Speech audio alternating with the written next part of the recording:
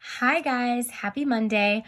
We are going to finish up with our logarithmic unit this week actually, so it's really exciting. We're going to just wrap it up with graphing logarithms, and just so you know, we're going to keep this very big picture here. So I really just want you to understand the relationship between logarithms and exponentials, and I want you to understand how to graph these without a calculator. You are more than welcome to use your calculator. I encourage that, but I want you to understand where these come from and how they're inverses of each other. So the first thing we're going to do is make sure you have your equation of a logarithmic function. F of x equals log base b of x. That should be a review. And then just a review of what inverse means. We've talked about inverse a lot this year, but it means your x and your y switch places, right? They're the inverses of each other. So what used to be horizontal is now vertical. What used to pass the vertical line test now passes the horizontal line test. What used to be, left 2 up 3 is now going to be left 3 down 2, right? Literally your table just switches those x and y values. So let's actually start with exponential over here because this is what we're familiar with. So 10 to the x, let's just say, we'll just pick a negative. So -1, 0, and 1, just to keep it simple. So when I sub in these negative ones, 10 to the -1 is the reciprocal. So that's 1 over 10, right? What about 0? 10 to the 0, anything to the 0 power is 1. And then 10 to the first is 10. So this is that exponential growth, right? So at -1, we're right here. At 0, we're at 1. And then at 1, we're at all the way up here at 10. So this is multiplying by 10 every time, so it increases very, very quickly, right? So a couple of things to remember. We had a horizontal asymptote here, right? So that horizontal asymptote was at y equals 0, because we talked about how, like with exponential growth and decay, I'm never going to get negative. If I keep cutting my money in half and half and half and half and half, it's going to get smaller and smaller, but it's never going to get negative. I'm going to have a similar thing that happens here with logarithms, only now instead of it being a horizontal asymptote, it's actually going to be a vertical asymptote, right? So now my table is going to be the exact opposite.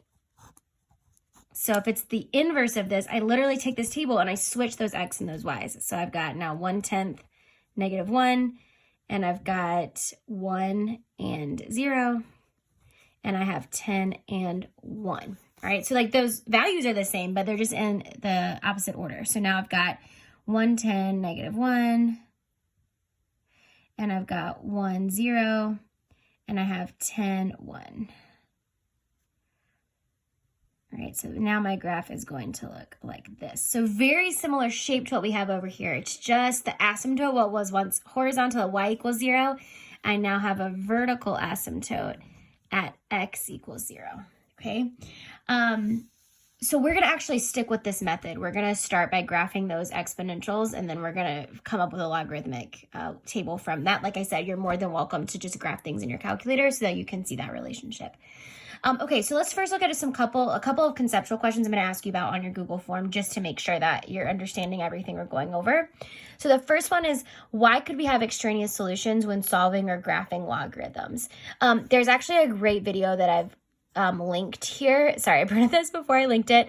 But you can click on this video if you'd like. It's a quick 5-minute video. She does a really good job of explaining like how, like if I have certain numbers in the base, how that's going to affect my exponent and my solution. And she really goes through like where this idea of extraneous solutions comes from with logarithms. So it's really helpful. But in short, we just know that like I can't take the log of a negative, right? I can't have these specific values. I really don't want to go into details here because I don't want to waste your time on this video. But I really encourage you to watch this video here. And just remember that basically, in short, the biggest concept is that vertical asymptote, right? And why do I have a vertical asymptote with a logarithm? Because it's the inverse of exponential. That vertical asymptote creates the discontinuity. Right? That infinite discontinuity happens. My domain is not all real numbers. Some of you guys did a really good job explaining this in our Google Forms last week. So just think about it graphically. Like I know that I don't have any values over here to the left. I know X cannot be negative. Like, look at the graph, right? Like, it's got this wall that the graph is hitting. So that creates discontinuity, an infinite discontinuity. So yes, you cannot take the logarithm of a negative, but some graphs may shift, right? And things might change here. So if you really want to know like why you can't, I really recommend you watching this video. Okay, let's move on to the next one. What is the relationship between exponentials and logarithms? What does it mean, and how could the shifts affect the graph? So what is the relationship between exponentials and logarithms? Well, they're inverses. So what does this mean? How could it affect the graph? Well, like up here, so for an exponential, and you guys can put this in your own words, so we're just going to kind of talk about it. So up here, if I had like +3 on the outside, that would mean to move the graph up 3, right?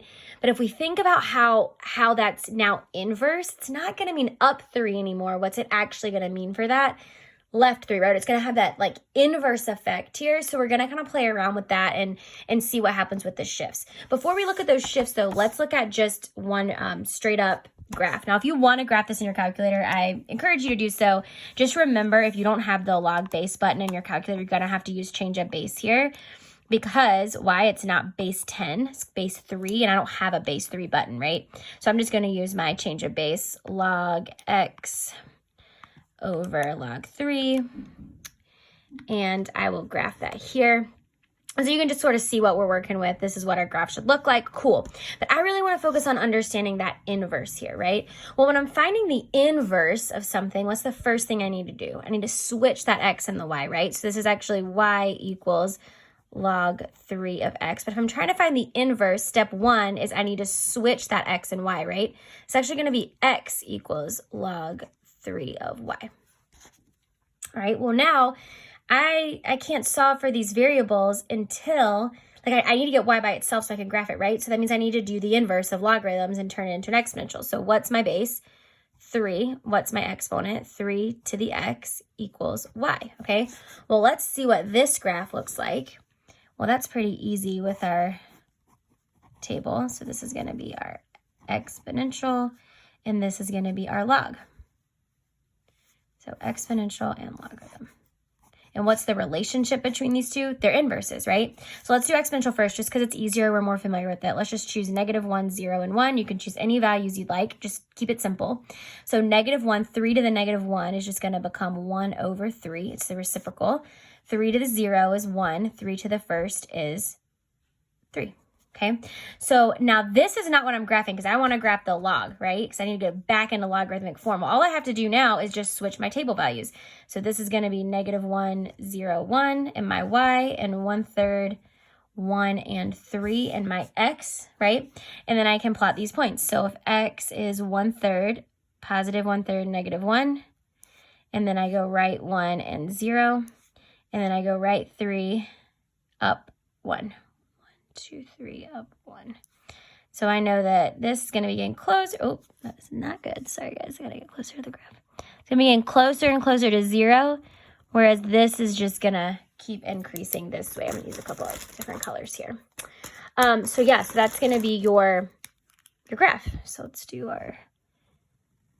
our vertical asymptote here. Okay, so now notice that we have a vertical asymptote, right? Because we've got that discontinuity. So is my domain all real numbers?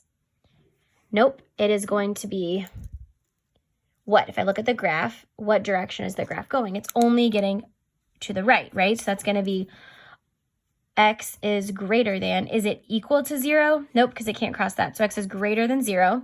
What about the range? It goes down forever and up forever. So that's all real numbers. X-intercept, we can look right here and we can see that I have 1 and 0 is that x-intercept. So x equals 1. The asymptote, we already did that in pink. That's going to be at 0. So it's a vertical asymptote, and that is going to be at x equals 0. Increasing, where is this graph increasing? That means left to right. So it's increasing from 0 to infinity. Does it ever stop increasing? Nope. So it goes on and on and on. So it's never decreasing. And the end behavior as x approaches positive infinity, f of x approaches blank. As x approaches, now you can write two things here. You could either say negative infinity because going to the left, or you can say 0 as x approaches 0. f of x approaches what? So as x approaches infinity, y approaches infinity. It's going up. As x approaches 0, y is approaching negative infinity. If you put negative infinity here, that's fine too, but technically it's just stopping at 0. Okay, cool. So I want you guys to try, this is page 14. I want you guys to try 15 and 6. I'm sorry, on page 15, I want you to try number 2 and actually just number 2 for right now. The difference between 2 and 3 you're going to see is that we have a shift here, right? So I want you to try 2. Just make sure that you got it down the way that we went over here. And then we're going to pick back up with looking at some shifts and then comparing the graphs in the next video.